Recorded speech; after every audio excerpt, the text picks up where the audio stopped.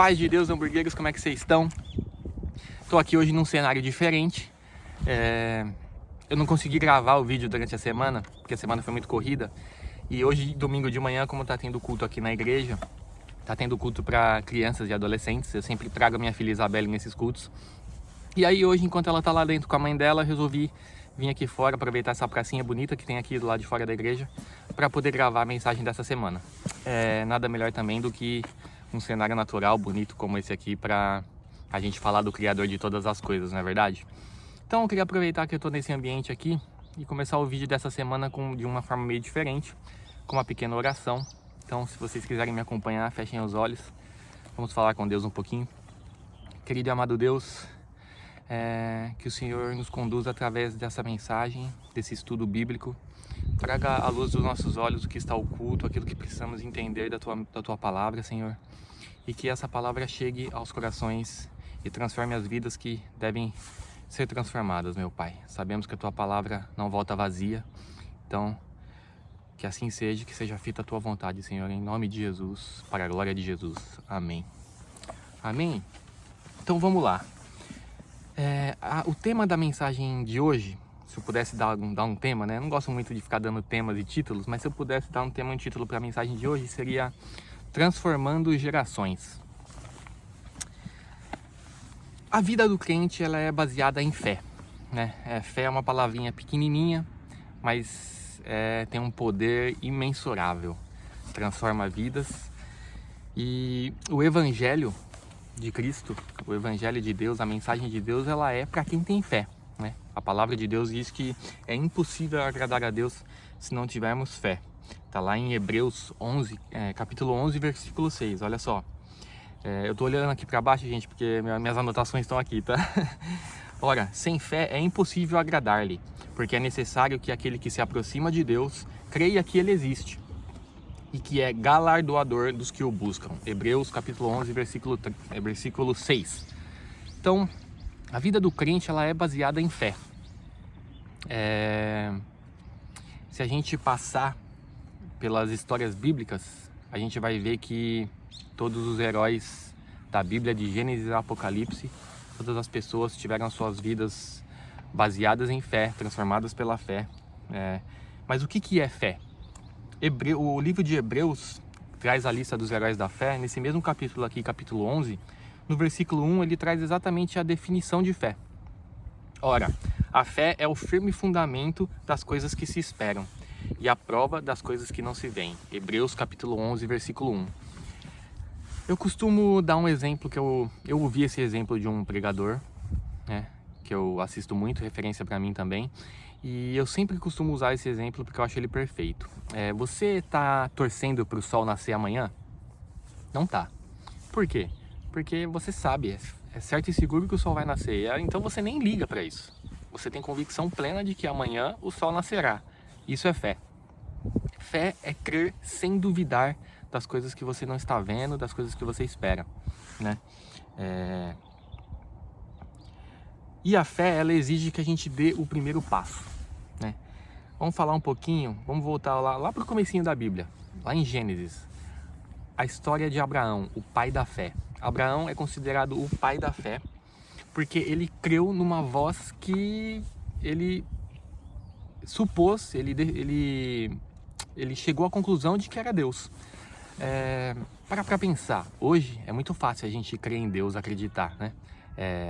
Crer no Evangelho, porque nós temos esse aqui, nada mais nada menos do que o manual de Deus para a nossa vida. Ele deixou tudo escrito, mas além disso a gente tem testemunhos, a gente tem a gente tem a igreja, a gente tem inúmeras comprovações de que Deus existe e de que Ele opera milagres e maravilhas no meio daqueles que creem.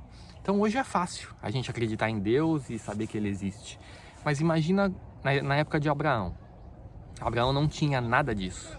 Abraão não tinha nenhuma referência, nada que confirmasse e endossasse que Deus existe, que era Deus falando com ele. Mesmo assim ele creu. Então tá lá em Gênesis capítulo 12. Ora, o Senhor disse a Abraão: sai-te da tua terra, da tua parentela e da casa do teu pai, para a terra que eu te mostrarei. E far-te-ei uma grande nação, e abençoar-te-ei e engrandecerei o teu nome, e tu serás uma bênção. E abençoarei os que te abençoarem, e amaldiçoarei os que te amaldiçoarem. Em ti serão benditas todas as famílias da terra. Gênesis capítulo 12, versículos de 1 a 3. Gente, tem uma galera passando aqui. Não sei se são escoteiros, alguma coisa está acontecendo aqui no parquinho. Então, se vocês ouvirem barulho por aí, não reparem. Enfim, vamos continuar aqui. Deus fala a Abraão: sai da tua terra, da tua parentela e vai para a terra que eu ainda te mostrarei. Abraão creu e deu o primeiro passo de fé. Então a fé, ela nos exige dar o primeiro passo, né? Você vai ter que dar o primeiro passo sem estar vendo o resultado, sem estar vendo aquilo que você almeja, sem estar vendo a terra prometida, sem estar vendo a bênção, sem estar vendo o milagre, mas isso é fé, né? E ele teve fé para acreditar que aquela voz era a voz de Deus e para obedecer aquela voz. Isso que é importante, porque tem muita gente que, eu quero ouvir a voz de Deus, mas depois que ouve, não obedece. Ou obedece pela metade, obedece uma parte, não vai até o fim. Você tem que crer sem duvidar. Abraão não tinha as referências que a gente tem hoje. E ele não foi o único, né?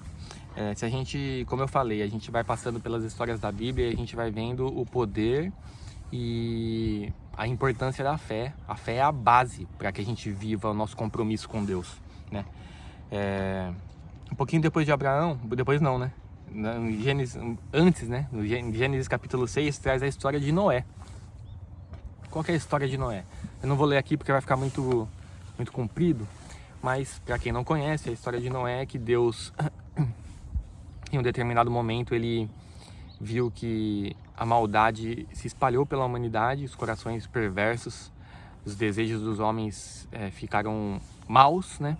Ruins, e Deus, num determinado momento, se arrependeu de ter feito o homem e a vida. E ele decidiu, então, dar um restart na humanidade. Mas ele achou, Noé, a Bíblia diz que Noé, eu acho muito linda essa frase, né? Noé achou graça aos olhos de Deus, né? Noé é um homem, Deus, passando os olhos pela terra, viu Noé e percebeu que Noé era um homem justo, íntegro e que ele não merecia ter o mesmo fim. Então ele aparece para Noé e pede para que Noé construa a famosa arca, para que ele colocasse os animais, enfim, e a sua família, e porque Deus mandaria o dilúvio. Noé creu numa voz que ele acreditou que era Deus, uma voz que estava falando para ele que ia mandar um dilúvio na terra, numa época que não chovia na terra. A Bíblia diz que naquela época as vegetações e as plantas, elas nasciam das águas que brotavam da terra, não chovia na terra. Então você imagina, Noé demorou décadas para construir a arca. Eu imagino que ele deve ter sido muito zombado, caçoado pelas pessoas, porque ele ouviu uma voz, começou a seguir as instruções dessa voz, que mandava ele construir um barco numa época que não chovia, né? E ele longe do mar, longe dos oceanos, longe de tudo. Então eu imagino que ele passou nessas décadas construindo, seguindo uma instrução, crendo, tendo fé, mesmo sem ver o resultado, mesmo sem ver o que aconteceria, com base naquelas instruções. Ele creu sem duvidar, seguiu as instruções durante décadas e foi abençoado por isso, né?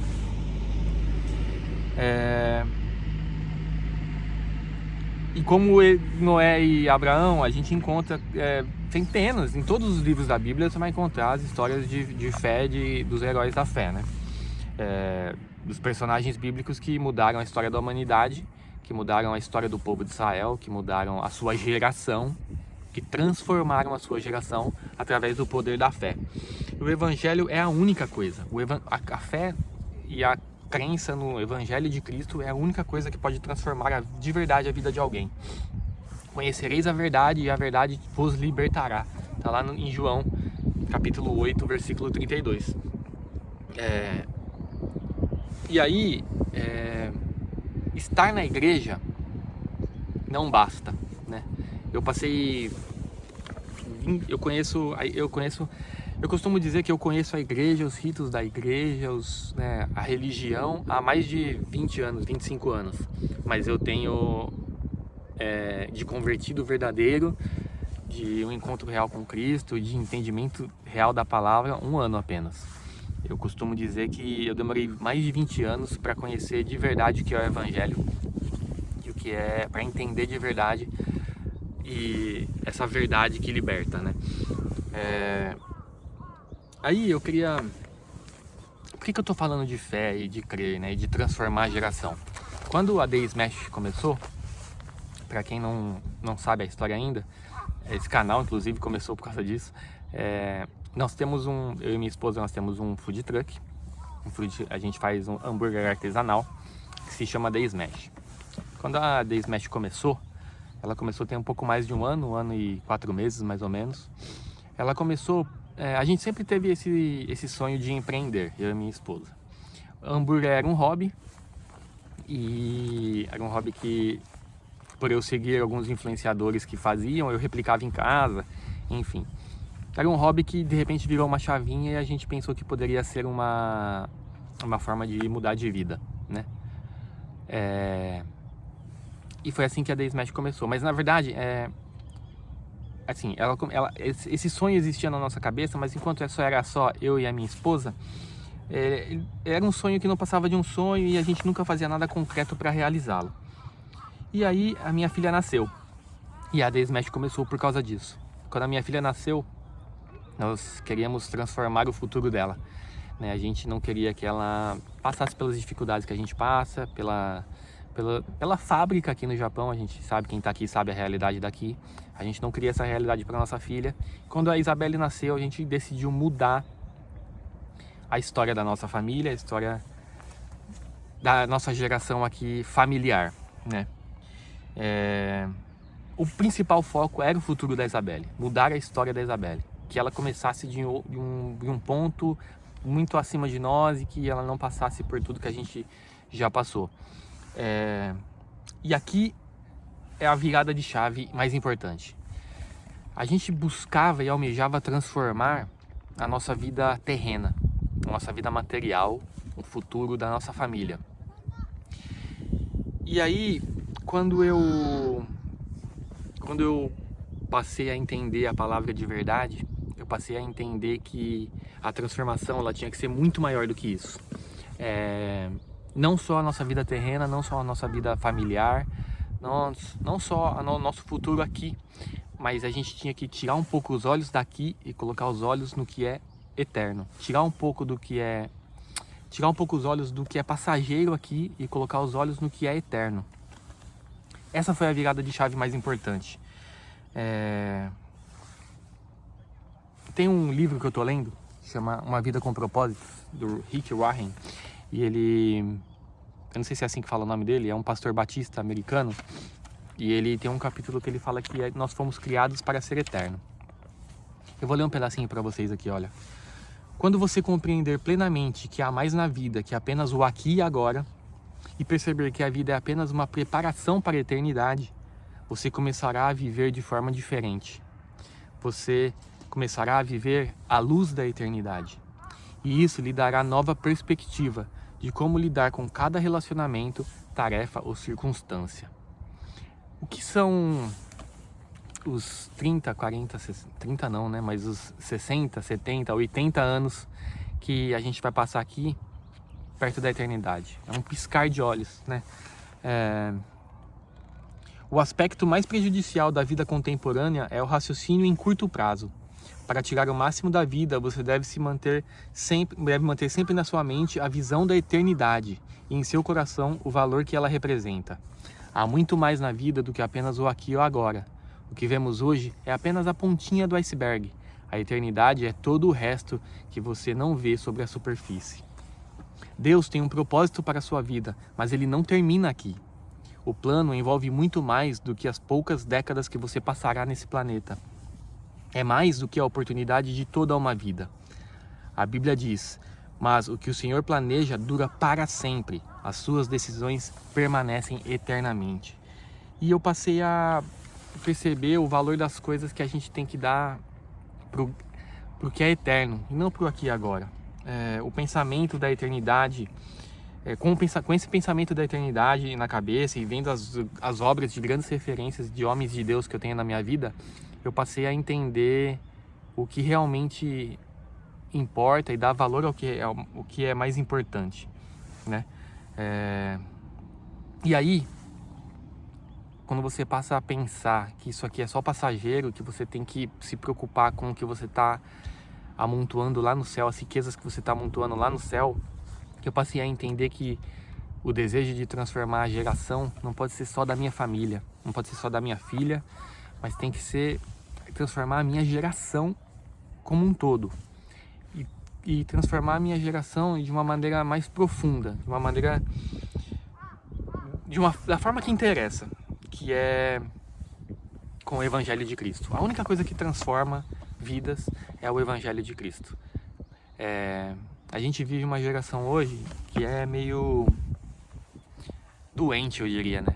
Uma geração ansiosa, imediatista, é uma geração que sofre muito com males de depressão, com síndrome de pânico. É uma geração de rede social que vive para buscar like, que vive para buscar a aprovação de outras pessoas. E eu acho que para pessoas que vivem buscando a aprovação de outras pessoas, quando a pessoa tem a aprovação dos outros como base para viver, na primeira crítica, no primeiro problema, ela cai. Porque quando ela não tem essa aprovação, ela se vê perdida, né? Qual que é o grande lance? As pessoas estão falando mal de você. Ponto.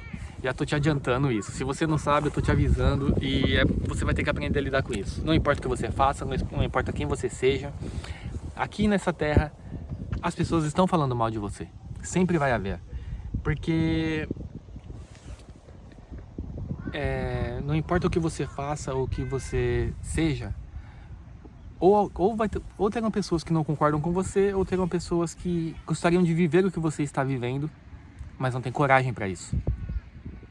Então, as pessoas criticam aquilo que o resultado, quando elas veem o resultado que elas queriam para a vida delas, na vida dos outros, isso sempre vai ser alvo de crítica. Então, eu acho que ao invés de você viver buscando o like das pessoas, você tem que viver buscando o like de quem importa, buscando o like de Deus. Ao invés de você... A gente vê muito nas redes sociais hoje, né? Ao invés de você gastar dinheiro comprando coisas que você não pode pagar muitas vezes, só para postar, ou indo a lugares que você não deveria estar só para postar e para ter a aprovação e a admiração das outras pessoas, eu acho que você deveria buscar, não você, né? Eu não estou me retirando disso não, nós temos que buscar o like de quem realmente importa. A gente tem que buscar se preocupar em viver para aquele que nos ama de uma forma que nunca vai nos decepcionar, o único que nos ama de uma forma que nunca vai nos decepcionar. Então, é só você mudar a chavinha, é muito simples. Tenha em mente que o que importa para o homem não importa para Deus. O que importa para Deus, o homem geralmente despreza. O que significa isso? O que importa para o homem?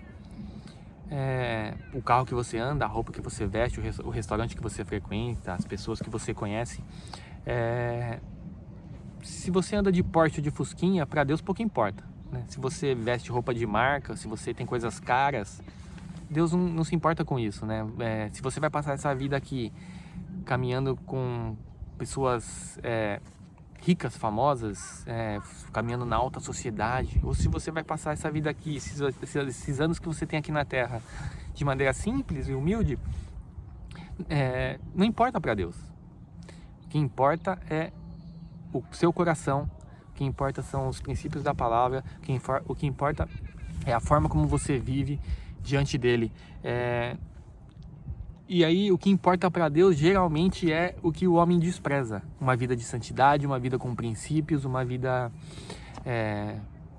simplesmente falar a verdade, ser honesto, não roubar, não fofocar, não falar mal dos outros, não ter juízo de valores dos outros, não julgar. Essas são as coisas que importam para Deus e que geralmente o homem despreza. Então você tem que mudar a chavinha de valores que guia a sua vida, né? Porque o que importa para Deus geralmente o homem despreza, e que o que importa para o homem, Deus não se importa com isso, né? O carro que você anda, a casa que você mora. É claro que Deus quer que você prospere. A gente tem que ter em mente que humildade não é pobreza, né? Se Deus não quisesse que você prosperasse, tivesse uma boa vida aqui, Ele não tinha mandado Jesus para morrer na cruz por nós, né? Ou você acha que Ele mandou o único filho dele para se sacrificar na cruz por nós, para que você tivesse uma vida de miséria, dor e sofrimento aqui? Não. Deus quer que você prospere, é muito bom prosperar, né? É melhor você ter dinheiro para pagar as contas do que você ter que se preocupar com boletos, né? Mas essa não pode ser a busca principal da sua vida, e não pode ser isso que guia a sua vida. O seu coração não pode estar nisso, né? Tem até o versículo famoso que está lá em Mateus capítulo 6, versículos 19 a 21. Não ajuntei tesouros na terra, onde a traça e a ferrugem tudo consomem, e onde os ladrões minam e roubam. Mas ajuntai tesouros no céu, onde nem a traça nem a ferrugem consomem, e onde os ladrões não minam nem roubam. Porque onde estiver o vosso tesouro, ali também estará o vosso coração. Então, a gente tem que juntar tesouro aonde realmente importa. Como é que a gente faz isso? Seguindo a palavra, cumprindo princípios. Deus é glorificado. A palavra diz que a árvore você conhece a árvore pelos frutos que ela dá. Árvores boas não podem dar maus frutos, árvores ruins não podem dar bons frutos, né? Da mesma fonte não pode sair água doce e água amarga, né? A palavra é muito clara quanto a isso. Então, como é que Deus é glorificado? A palavra diz que Deus é glorificado pelos frutos da árvore. Então, como é que você dá bons frutos? Falando a verdade, cumprindo os princípios, cumprindo os mandamentos que Deus deixou. Muito simples, gente. Cumprindo o que está escrito aqui, ó. Só fazer o que está escrito, né? Não deixe suas emoções falarem mais alto do que os princípios, né?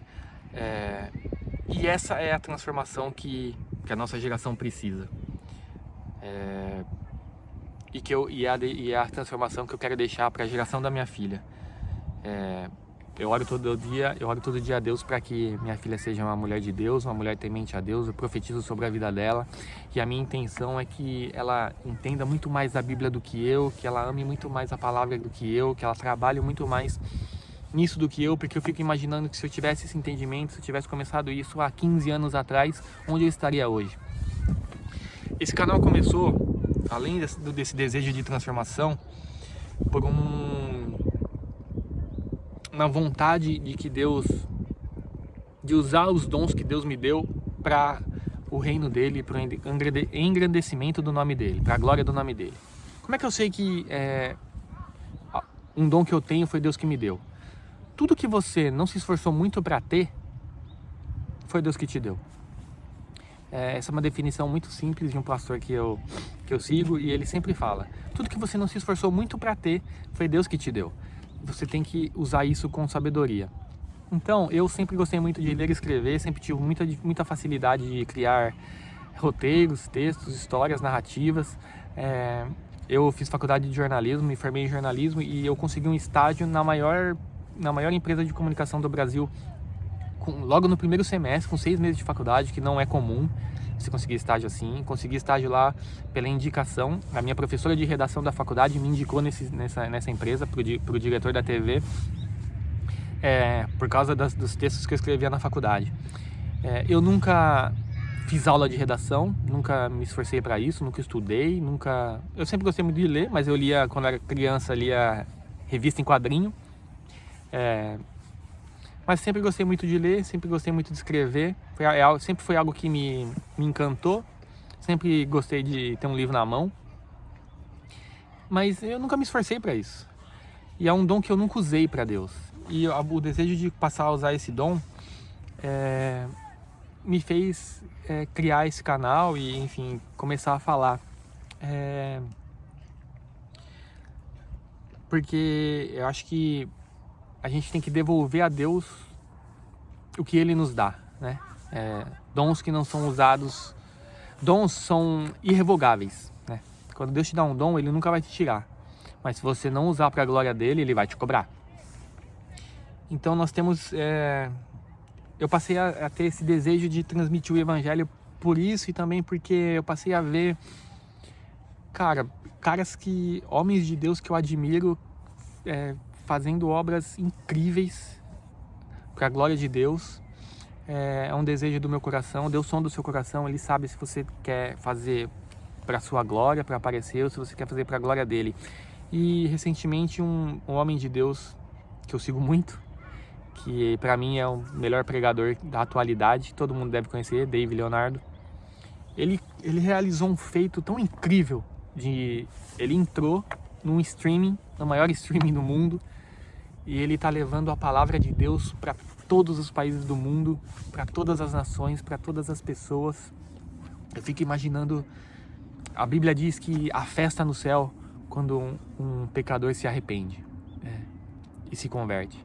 E eu fico imaginando a festa que está tendo no céu todos os dias por conta da obra que ele vem fazendo. É uma obra inacreditável. A Bíblia deixa claro, a palavra deixa claro que nós teremos galardão no céu por tudo que fizermos aqui. As pessoas que são salvas, o pecador pode se arrepender no último minuto de ser salvo, pode, vai para o céu, vai. Mas o galardão lá de quem trabalhou a vida inteira para uma obra de Deus vai ser diferente do que quem se arrependeu no último momento. Todos estaremos no céu, mas a palavra deixa claro que o galardão lá é diferente.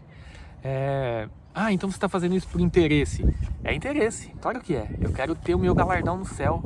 Meu interesse é lotar o céu e com pessoas que precisam ouvir a palavra. E claro que é ter meu galardão. Mas eu não faço nada, nem ninguém faz, nem nenhum pregador é responsável por nada, né? Não que eu seja pregador, mas as pessoas que falam de Deus e que falam da palavra são só instrumentos, né? Quem convence, a palavra diz que quem convence do juízo, do pecado, do juízo e da justiça é o Espírito Santo de Deus, né? Nós levamos a palavra, né? Quem fala da palavra, mas nós levamos a palavra e quem convence é o Espírito Santo. Se o Espírito Santo não puder te convencer, quem somos nós? Com que argumento eu vou te convencer, né? Então, quem faz a obra é o Espírito Santo de Deus, e é claro que eu quero meu galardão lá. Eu preciso recuperar o tempo perdido que eu perdi na minha vida. Eu tive mais de 20 anos de conhecimento da igreja, que já podia estar muito mais longe do que eu estou hoje. Já podia ter impactado muito mais almas. Mas Deus sabe de todas as coisas, então, vamos continuar a obra dele, ainda que eu tenha perdido tanto tempo. A palavra diz que Deus tem o poder de remir o tempo. Então, se você, como eu, se também sente que poderia ter feito algo muito antes na sua vida, saiba que Deus tem o poder de remir o tempo, e as coisas que demorariam anos para acontecer daqui para frente pode acontecer em dias, semanas, né? Então Deus tem esse poder. Não perca sua fé. Nós estamos em missão. Isso é uma missão. Levar a palavra é uma missão. E aí o grande lance que do Evangelho e da palavra de Deus e da Bíblia como um todo é que todas as missões que Deus te dá, elas são muito maiores do que você, sempre. Elas sempre vão parecer muito maiores, elas sempre vão parecer impossíveis de se realizar. Deus, eu não tenho condições, não tenho estrutura emocional, financeira, não dá, Senhor. A missão que Deus te dá sempre vai parecer dessa forma para você. É muito maior do que as suas possibilidades. E sempre será assim, porque é assim que Deus prova a nossa dependência dele, né? Tem que ficar claro para todo mundo que quem está realizando a obra é Deus. Você está sendo um instrumento, mas as pessoas vão olhar para você e vão falar: nossa, do nada isso na vida dele. Não é do nada. Teve todo um processo que você passou e as pessoas não viram, mas é um resultado tão extraordinário que vai acontecer na sua vida, é um resultado tão grandioso, uma coisa tão impensável, que não tem outra resposta. Você vai ter que virar e vai ter que falar assim: foi Deus. Foi Deus. Eu não sei como eu consegui isso, eu não sei como eu atingi esse objetivo, eu não sei como eu realizei tudo isso. Foi Deus. E é isso que importa. a missão que Ele te dá é muito maior do que você, para ficar claro a sua dependência dEle.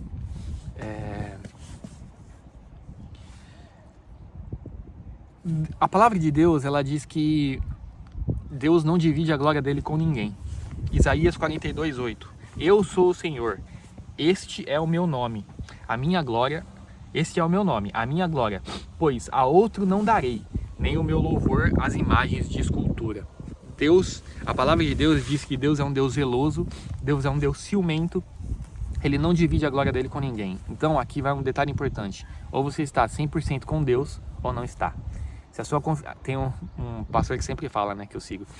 Eu gosto de dar as referências, gente. Eu não fico falando muito nome. Quem acompanha sabe, são bem famosos, mas eu não fico falando muito nome para não ter o perigo de expor nada. Mas ele sempre fala, se a sua confiança está 80% em Deus, aí tem 5% no dinheirinho que você tem guardado, 5% no seu network, nas pessoas que você conhece, 5% ali no contato ou outro, 5% no diploma que você conseguiu, no seu conhecimento, na sua própria inteligência. Eu tenho uma notícia ruim para te dar. Deus não está com você. Ou sua confiança está 100% nele, ou você não está com ele. Deus não divide a glória dele com ninguém. Não divide a glória dele com... Vou ser polêmico aqui, mas eu vou falar. Deus não divide a glória dele com horóscopo. Deus não divide a glória dele com misticismo. Deus não divide a glória dele na sua vida com crendices, com amuletos. Se você precisa de um amuleto no bolso para achar que vai prosperar, para achar que está protegido, saiba que quem está te protegendo realmente é só aquele amuleto que está lá. Deus não está com você. Ou sua confiança está 100% em Deus, ou não tem Deus na sua vida, né? Então isso é muito sério, gente, muito sério mesmo. E aí o grande lance é que quando Ele te dá essa missão que parece impossível e muito acima das suas possibilidades, muito maior do que você começa a viver, antes de você chegar no milagre, você começa a viver o sobrenatural na sua vida. De que forma? Ele é um Deus de provisão, a palavra diz que Ele é um Deus de provisão. Ele vai prover o suficiente para você realizar essa missão. A missão aí parece impossível, a missão parece muito maior do que você não vai conseguir, você vai querer desistir em muitos momentos, você vai querer jogar tudo pro alto em muitos momentos, você vai querer abandonar tudo, porque você é ser humano e as emoções muitas vezes elas falam alto. Mas tenha fé, aí que a gente vai voltar no aspecto da fé. Tenha fé que se Deus te deu uma missão que parece impossível, vai se realizar, porque ao longo do caminho, ao longo do percurso, Ele vai prover tudo que você precisa para realizar essa missão. Ele é um Deus de provisão, e quando você está vivendo na provisão, a sua fé é testada todos os dias, porque tudo que entra na provisão sai. E você tem que deixar sair. Por quê? Porque você tem que crer e ter fé que no dia seguinte a provisão de Deus vai chegar de novo. Na semana seguinte a provisão de Deus vai chegar de novo. Você tem que liberar. Não se acumula nada na provisão. Isso eu vi recentemente numa pregação e tocou muito meu coração, porque eu tenho vivido isso. Eu tenho vivido uma missão que é muito maior do que eu. Eu ainda estou muito longe de ter todos os resultados que eu preciso. Muitos problemas ainda estão na minha vida, muitas vergonhas ainda estão sobre mim. Mas a minha fé de que Deus vai prover a cada dia, ela é inabalável. E as coisas que entram nesse período, elas saem. Tem que sair. Porque se ela não sair, se você não liberar, nessa época de provisão de Deus, se você não liberar o que entra, significa que você não está tendo fé de que no dia seguinte vai entrar de novo, de que na semana seguinte vai entrar de novo. Não importa como, não importa quem Deus use, não importa a maneira que Deus faça, Deus é soberano, Ele pode realizar de qualquer maneira, mas você tem que crer que Ele vai realizar. Então o período de missão é um período difícil, é um período de processos, você vai passar por muitas coisas, mas você tem que crer e ter fé que o Deus da provisão está com você. A provisão que entra, você libera, você usa, porque você tem que crer e ter fé de que na semana seguinte, no dia seguinte, no mês seguinte, a provisão de Deus vai voltar para a sua vida, porque você está em missão. Missão de Deus, missão que Ele deu para você. E se Ele deu a palavra, se Ele deu a missão, se Ele está operando na sua vida, vai se realizar. E quando se realizar, as pessoas vão olhar para você e vão falar: meu Deus, como? Do nada? Não, do nada não. Deus esteve me provendo durante todo esse tempo, durante todo o processo. e foi Ele que fez. Essa é a sua resposta. Nunca aceite um elogio, nunca aceite um engrandecimento. Sempre dirija o elogio e o engrandecimento, dê a glória a quem é de glória. Dê a glória a Deus, a quem é a glória, né?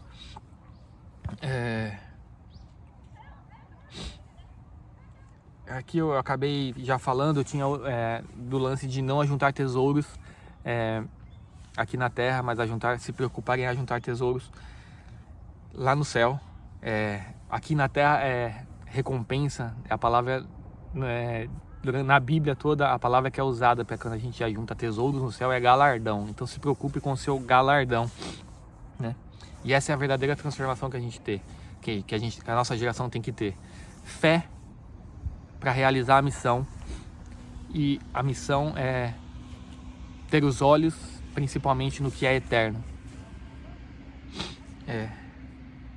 Se preocupe com o que é eterno, porque o que é passageiro vai ficar por aqui, né?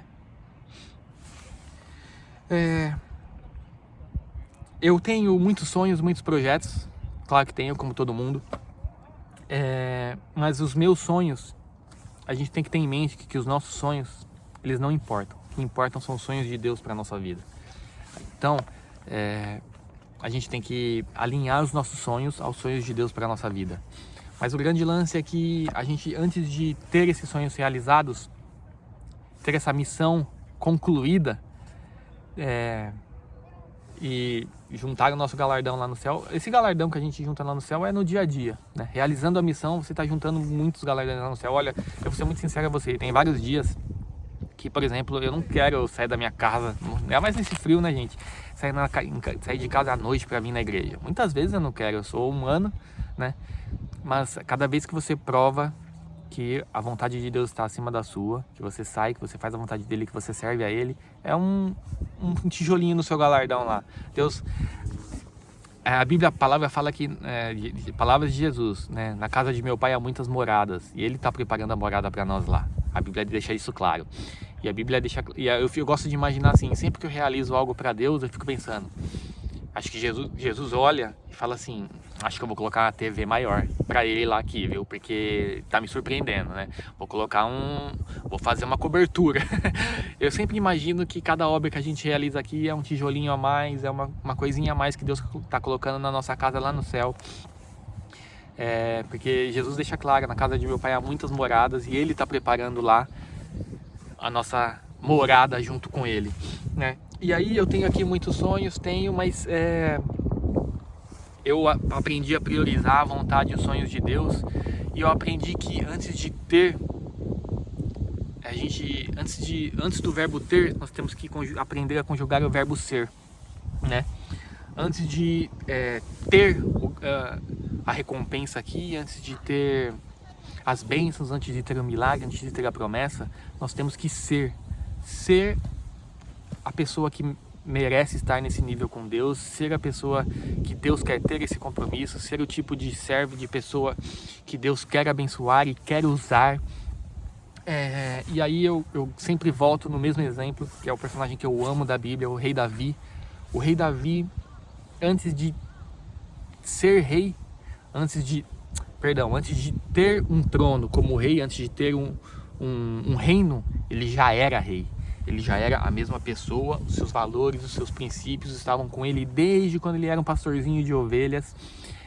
Ele já seguia a palavra de Deus, ele já tinha seus valores, seus princípios, o seu temor a Deus. Ele já era a pessoa que ele tinha que ser para ser rei antes de ter um trono para sentar. Então, é por isso que eu estou aqui também. E é por isso que eu faço e sirvo a Deus todos os dias, porque não importa se tem 1, 2, 3, 5 pessoas aí do outro lado me assistindo, se tem 1 milhão, não importa. Antes de ter a recompensa e o galardão, eu tenho que ser a pessoa que merece essa recompensa e esse galardão. Eu tenho que estar aqui falando para uma pessoa como se eu estivesse falando para milhares e milhares de pessoas. Porque antes de eu ter aquilo, antes de eu ter isso, se é isso que eu almejo, ou isso serve para qualquer coisa. Antes de você ter o sonho, antes de você ter a missão que você quer ter realizada, você tem que ser a pessoa daquela missão. Você tem que provar a Deus que você é. Então, hoje eu tenho 5 inscritos no meu canal. Ainda assim, eu acordei de manhã, peguei as minhas coisas, trouxe a minha filha na igreja e ao invés de estar lá com ela, eu tô aqui fora, tá frio e tô aqui gravando. Espero que o som esteja bom, galera, que começou a ventar um pouco agora. Mas eu tô aqui gravando, eu poderia estar fazendo 1 milhão de outras coisas, eu poderia estar com a minha filha lá, eu poderia estar passeando com a minha família. Mas eu tô aqui usando a minha folga, o meu momento com a família, para servir a Deus. E para provar a Deus de que Ele pode contar comigo. Então, tenha em mente que antes de ter, nós temos que ser, né? Eu costumo falar isso, né, para as pessoas que trabalham junto, que antes de você, que trabalham junto comigo, né, na fábrica, no caso aqui no Japão, né? Antes de você ter o companheirismo, o coleguismo, a generosidade da pessoa que está com você, você tem que ser essa pessoa para ela, né? Servir é melhor do que ser servido, diz a palavra. Você tem que ser essa pessoa antes de querer ter esse resultado na sua vida. Ser antes de ter. Tenha isso em mente, galera. Isso é muito importante. Nós temos a vida que toleramos e nós recebemos de volta aquilo que transmitimos, né? Os valores que transmitimos, os princípios que transmitimos, é isso que nós recebemos de volta das pessoas. Então, não espere generosidade se você é egoísta, não espere verdade se você mente, não espere, enfim, coisas boas se você semeia coisas ruins. Então, antes de ter, temos que ser. É isso, galera. Começou a ventar um pouco aqui agora, eu vou aproveitar até para encerrar o vídeo, por conta do som mesmo. Eu espero que tenha ficado bom, espero que vocês tenham gostado dessa mensagem. Se vocês gostaram, curte, comenta, compartilha, fortalece. Quando você curte, o YouTube entende que o vídeo é importante, é relevante e ele distribui para mais pessoas. Se você acha que tem alguém que você conhece, alguém da sua família, algum amigo que precisa ouvir e que pode ter a vida transformada por essa palavra, compartilha com ele. Eu sei que os vídeos têm ficado um pouco longos, 40 minutos, mas é a palavra e, enfim, eu espero que a palavra de Deus não volta vazia, então eu espero que ela esteja... Eu tenho certeza que ela está chegando em quem tem que chegar.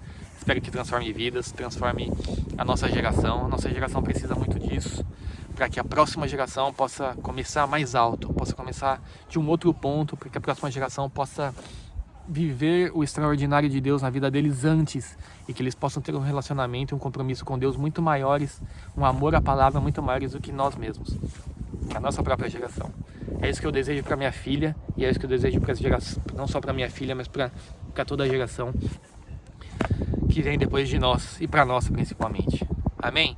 Então fiquem com Deus, Deus abençoe a semana de vocês, e até a próxima. Valeu!